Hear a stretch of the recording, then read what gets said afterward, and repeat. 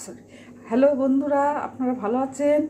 আজকে একটা লাউয়ের তরকারি করবো। লাউ আমি খোসা শুদ্ধ এরকমভাবে কেটেছি, খোসা সমেত। আর স্প্রিং অনিয়ন যেহেতু প্রেশারে দেবো, বড় বড় কেটে কেটেছি। আলু আর স্প্রিং অনিয়ন নিচের যে পেঁয়াজগুলো আছে, আর মটরশুঁটি দেবো। নামানোর আগে ধনে পাতা দেবো।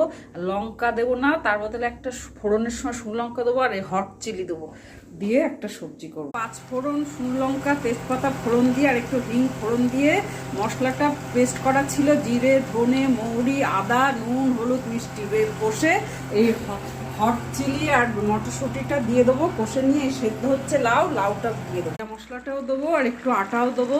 আর সব দেওয়া হয়ে গেছে, সেদ্ধও হয়ে গেছে। একটু নেড়ে চেড়ে আটা দিয়ে মাখো মাখো হবে। আর ভাজা মশলাটা দিয়ে দিয়েছি, একটু পরেই নামাবো। একটু দিয়ে এবার দিয়ে দেবো। ঘন্ট হয়ে গেছে, দারুণ টেস্টি হয়েছে। বড়ি ফোড়ন, হিং টিং সব পড়ে এখন দারুণ খেতে হয়েছে। টেস্ট করে